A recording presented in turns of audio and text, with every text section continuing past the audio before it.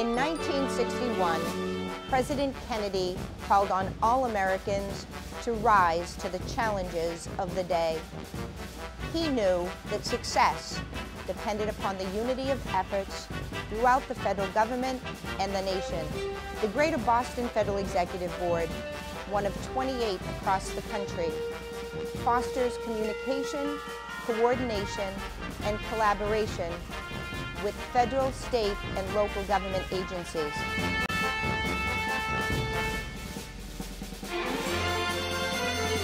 This is your federal government, and I am your host, Diane LeBlanc. Hello, everyone. Today we are featuring the VA Boston healthcare system. Our focus will be on two areas: the voluntary service program and the recreational therapy program. Our guests today are Karen Acera Williams, who is the Deputy Director for the VA Boston Healthcare System, Richard Lehman, Acting Chief of Voluntary Service, and Jeffrey Lewis, Section Chief of Recreational Therapy. Welcome to all of you. Thank you for being here today. Thank you, Diane, for having us. Karen, I'm going to start with you. If you could share a little bit of information with our viewers, talk about your background and some of the things that you did before becoming the Deputy Director. Well, I became Deputy Director in August of 2014.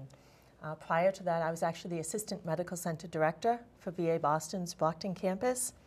I've been with VA Boston 10 years now. It'll be 10 years next month.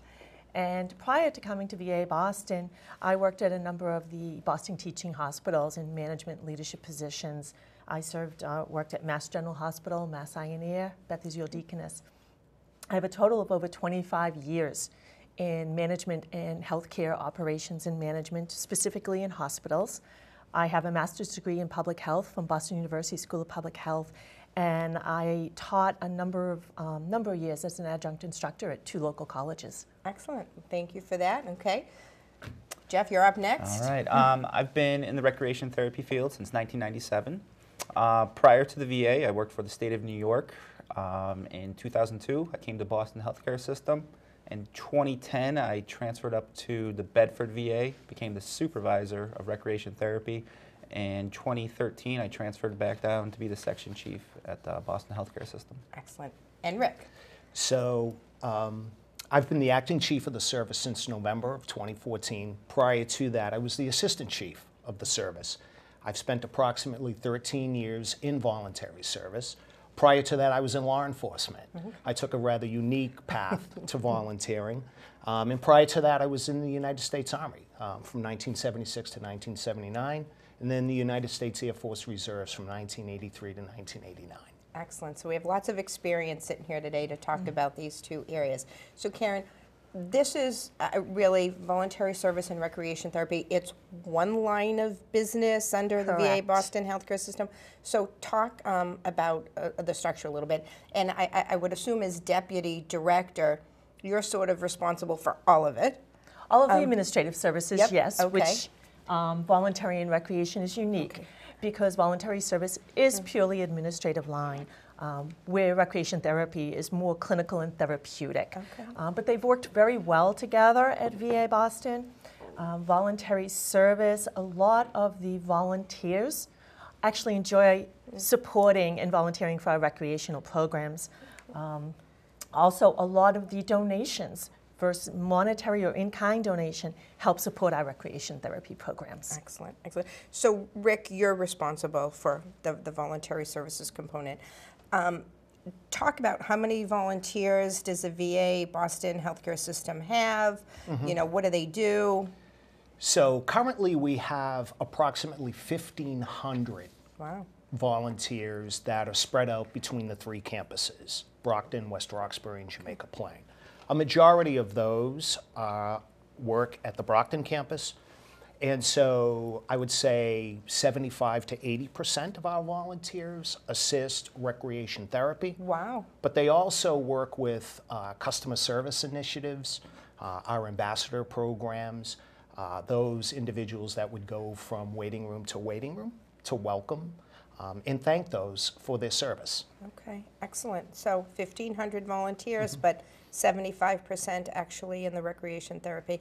That's very interesting. So, and not that there's any such thing as an average volunteer, but so what are the basic requirements for somebody to be a volunteer? Do they have to, give so many hours a week? Do they have to be 18 years old? What are the basic requirements? So if we're recruiting a volunteer, let's say, to work in recreation therapy, specifically our adaptive sports programs, we could be looking for an individual that is a certified ski instructor. Wow. We could be looking for someone that's a certified adaptive kayak instructor. So we would look for a certain set of skill sets. And again, if we're tying that into our programs, we would want specific certifications. And then, of course, if we have volunteers that are working directly and alone with our patients, they would be subject to a background check. Okay. But then again, we could have individuals, as I said, that would want to work with our customer service initiatives. So the level of diligence, if you will, for a background check doesn't specifically apply. So it really talks about a particular skill set that an individual would have versus the needs of the medical center. Okay. And a minimum number of hours? There is not a minimum, but if someone indicates that, for example, if they wanted to work with our customer service initiatives, and we would be looking for someone 3 days a week, if they could only give us 2 days a week, we would certainly accept that. Okay, all right. So, Jeff, Rick talked about some of the ways volunteers, and he mentioned 75% in your area. He talked about an adaptive sports program. I want to back up a little bit and ask you, what exactly is recreation therapy? Well, what makes recreation therapy stand out from the other therapies is we're focusing mainly on an individual's leisure lifestyle prior to hospitalization, or what they want their leisure lifestyle to be when they get discharged from the hospital, or what they're looking for in general. We look at their social, physical, cognitive. We help educate and counsel some of the veterans that we work with. We use a wide range and scope on how we deal with different individuals depending on their disabilities. Okay. So what are some examples of what might be considered recreation therapy? Is it taking a walk, hanging out with the dog? I mean, Rick mentioned ski instructors and adaptive sports. Absolutely. For each individual, it's going to be a little bit different. It's based on how they perceive what their recreation is. It could be adaptive skiing, if you have a great interest in skiing prior to coming to see us, or while you come in the hospital and you start to learn about some of the robust adaptive sports programs we have. For other individuals, it will be walking a dog, because that's what they want to do. They want to take their functional abilities and transfer it to their daily lifestyles.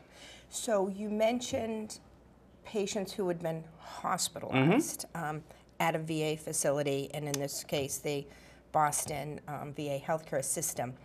Are only patients who had been hospitalized eligible for a recreation therapy program, or can any veteran who passes through your system, sort of get this service? We work with both inpatient and outpatient. For outpatient, we work on a consult basis, meaning their primary care physician has to medically clear them.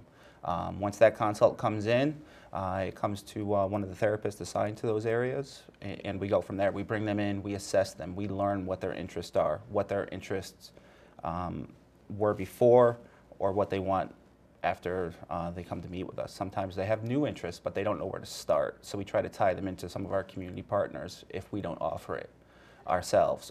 For inpatient, we deal with any inpatient that's in one of the programs throughout the 3 campuses.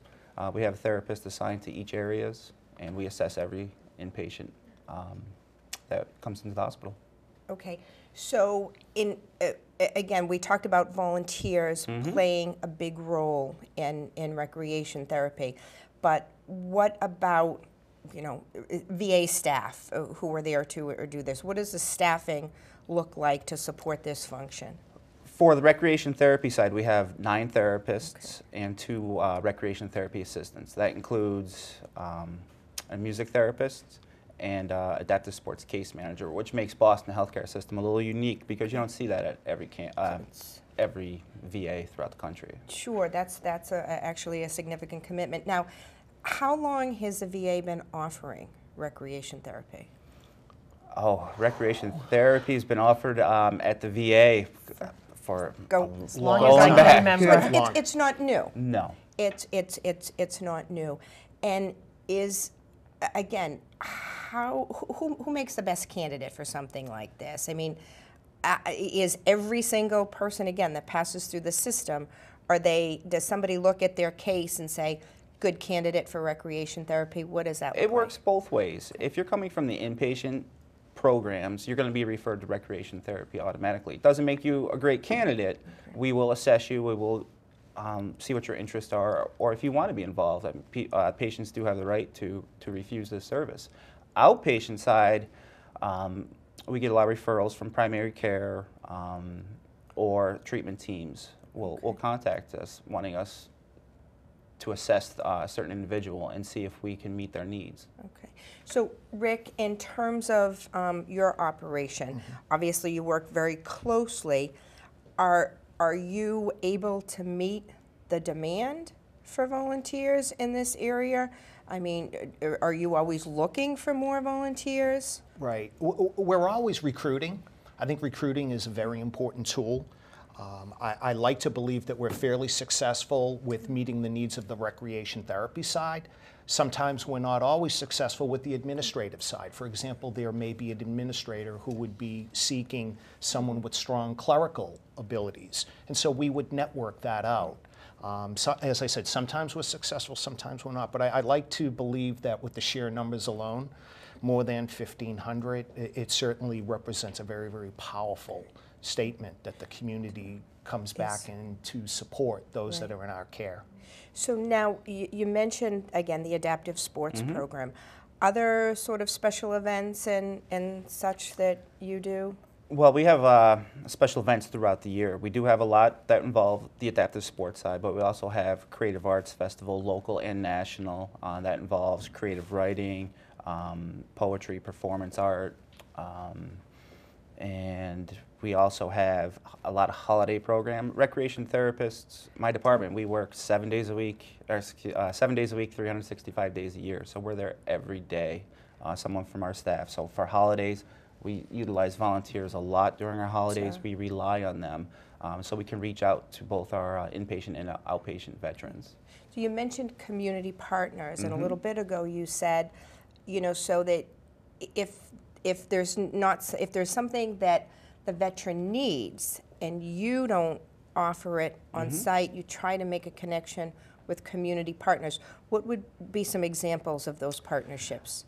Some of our community partners, I don't mean to offend them if I forget any. We do have a lot of community partners. Just to name a few: Northeast Passage, New England Handicap Association, Access to Sail, Salute Military Golf Association, our veteran service organizations. All VSO. Okay, so you're working extensively with a variety of partners in the community. So are those sort of established agreements that, you know, if you get somebody interested in golf, you know where to send them, or again, every time, you know, somebody expresses an interest, you need to pick up the phone and say, hey, can, you know, we send this person to you? Well, each case can be different. It would depend on the veteran that we're dealing with. Ultimately, we're trying to make all of our veterans independent. So if we show them where the golf clinics are that we have set up for our veterans, hopefully they can continue to grow on that skill and take it to the next level and independently start going and using the skills they learn on golf courses throughout the state that they're located in. So Karen, you know, talk about sort of from your perspective, the impact recreation therapy can have on a veteran and their family, and also the importance of the volunteers and, you know, the success of this program. I'll start with recreation therapy. In addition to adaptive sports, which is what we're really known for, is we've worked with the veteran service organizations throughout the region. Blue Cross and Blue Shield, 80 volunteers annually. Wow. They help support, excuse me, National Salute to Veterans Week. They, in the past, have helped build and paint sheds that house our adaptive sporting equipment. They've written thank you notes to our patients and put them on meal trays. It's very meaningful to our veterans that are inpatients. The New England Handicapped Sports Association, we partner with them for both of our winter and summer sports clinics. We also have a partnership with a nonprofit, Music Cures. Some of their musicians come to the medical center and play for our veterans. And two of the sort of noteworthy are James Montgomery and Jeff Levine, formerly of Hall & Oates. Wow. So it's a wonderful experience for our patients. As far as voluntary service, that's critical. They work hand in hand with recreation therapy.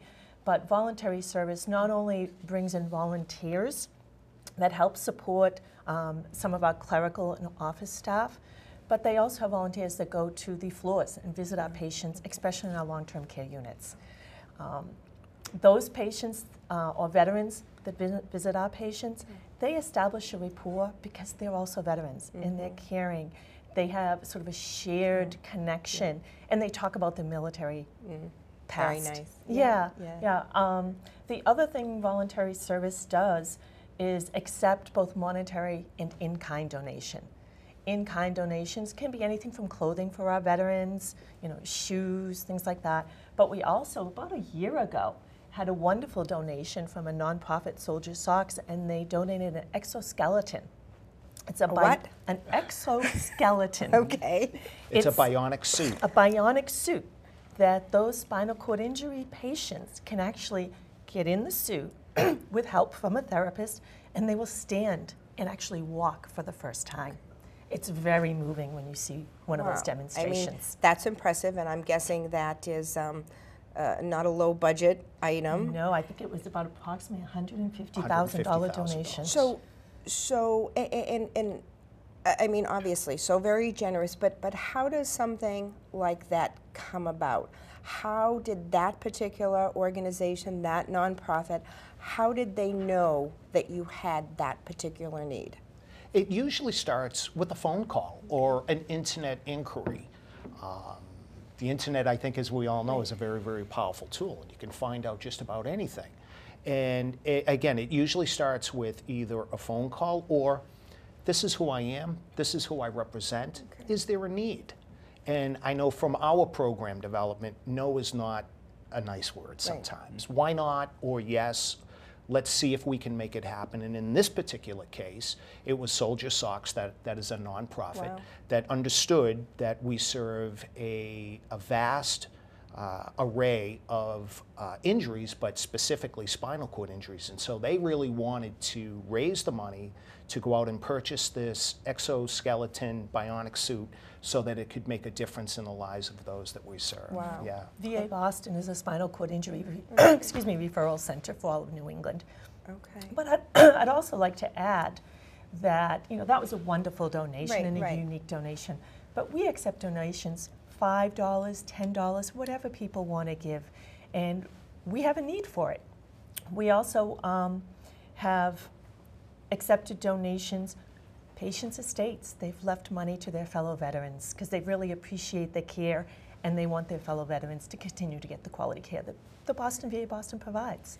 So in terms of donations, obviously goods and services is one thing. Yes. But actual dollars. Now, so if somebody makes a check, that to who does it get made out to? The VA, the United States Treasury? To VA Boston healthcare system, yes. So do those kinds of donations, did they go for things that the government can't fund for whatever reason? Or what do private monies go for? It all depends. Some of it goes into a general fund, and we will purchase whatever the patient's needs are that come up. And some of it, patients specify a certain program or a certain donation. Okay. So it can go either way. Okay.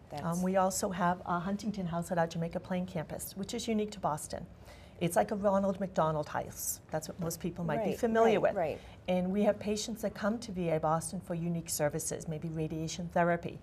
They could be staying there for a week or for months, and they'll come down. They'll bring some of their own food. things like that with them if they're going to be there long term. But we supplement. But it might we not be supplement enough. whatever their needs are. Right, Yes. to take care of To them. take care of them. Now, how many units are in that house? I don't know the exact number, but it's about 38 units. Wow, that's a Yes. great service. And we have veterans from all over New England that stay there. To be able to provide. So now, again, and you mentioned clothing and other things, because unfortunately some of our veterans that you know may be there long term, they may or may not have family in the Correct. area and providing, you know, sort of the needs. But again, how would, you know, a local organization, a local Girl Scout troop that, you know, wanted to, you know, purchase something for the holidays, how would they know what you needed? Is there a website that says this is a list of the common items that we're always looking for? Is there a phone number if they went to a website?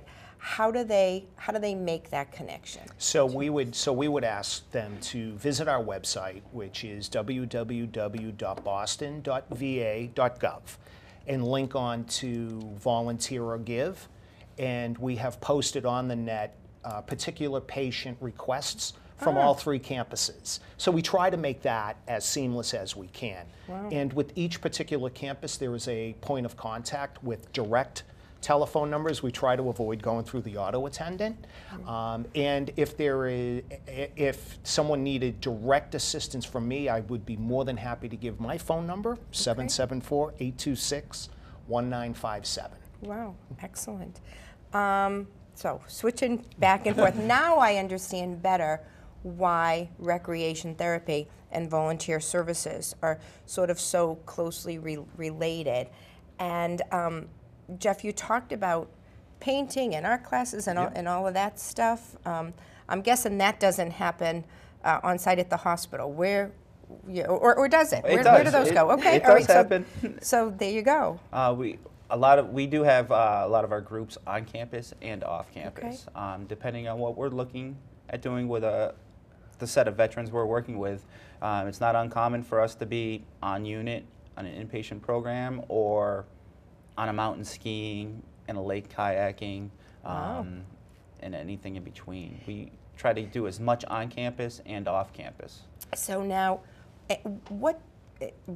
just ballpark, what percentage of veterans who pass through the system take advantage of the recreation therapy? I wouldn't know how to answer that in a statistical. It's if they're an inpatient, I can answer that one. It's, okay, so if they're inpatient.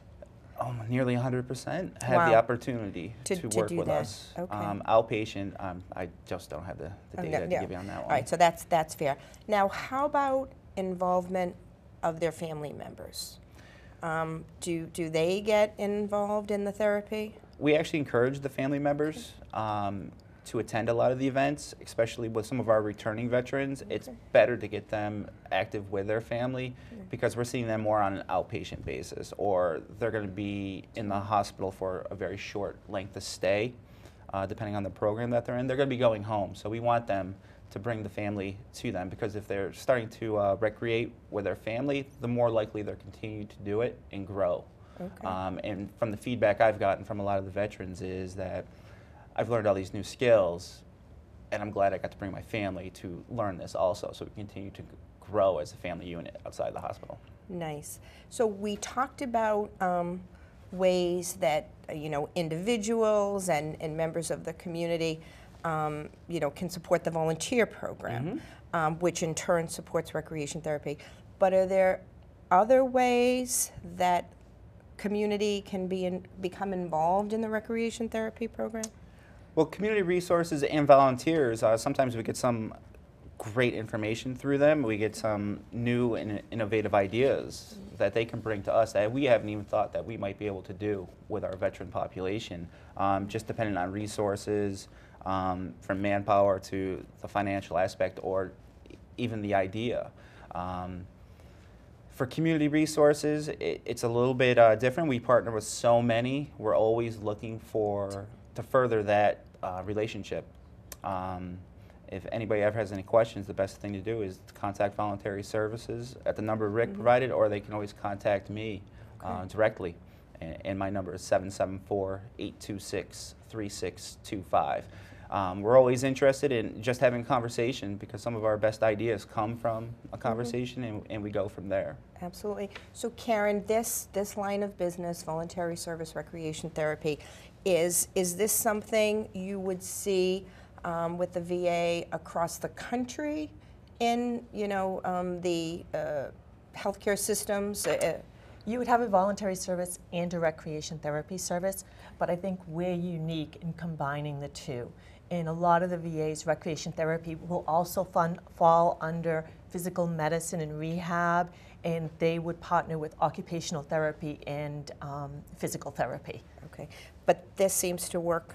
It well works at VA Boston. Work- It's worked for a number of years. It really works well. The two of them partner and support one another. Excellent. So what would you say your greatest needs are in these areas?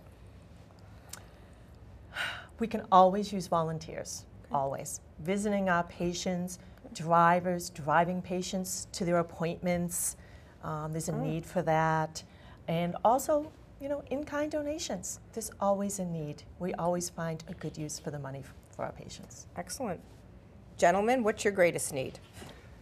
What Karen said. Well, certainly what Karen said, but I think in addition to that, I think Jeff touched on a little something with the partnerships and to continue to develop those partnerships and engage the community in ongoing conversations. Because if we don't talk about the things that either are available or some of the things that we may be able to do, we would never know that. And so I think keeping that conversation open and fluid, I think has proven to not only be a success, but we need to continue that as well. Excellent. Okay, Jeff, what's the best part of your job? Best part of my job? There's a lot, but probably the most rewarding part, if you can ask a lot of the recreation therapy staff, is actually helping the veterans enjoy their life and getting back to things that they enjoy, because a lot of the individuals we deal with, they've lost part of that and they're looking to get it back. And you are you oversee the program.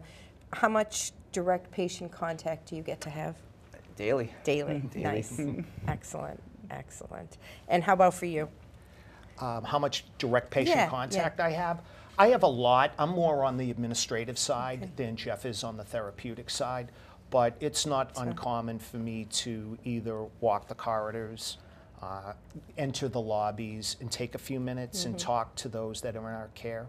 I know that you asked Jeff the question about the greatest part of his job. If I could follow up on mine, if you don't mind. Absolutely. I know nationally we celebrate Veterans Day, but I like to believe every day is Veterans Day in the VA Boston healthcare system. And I know that for every individual that I work closely with, we truly believe in that, and it really is rewarding. Very, very well said. And every day should be Veterans Day everywhere.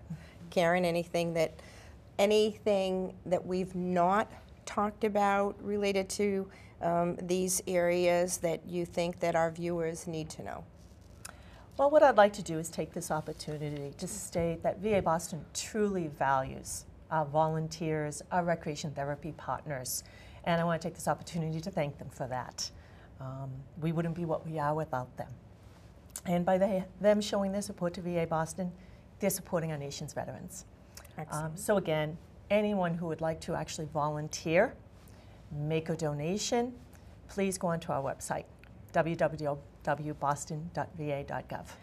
Jeff, anything we've not covered? I'm all set. I think There we we got go. everything on my part. All right, Rick, anything? Just thank you for this opportunity, truly. Excellent. It's humbling. Excellent. Well, I want to thank our guests from the VA Boston Healthcare System for joining us today and for helping us to better understand their recreation program and how it is helping our veterans and the importance of volunteers in carrying out their work. I thank you for watching, and I hope that you will continue to join us as we feature other federal agencies on your federal government.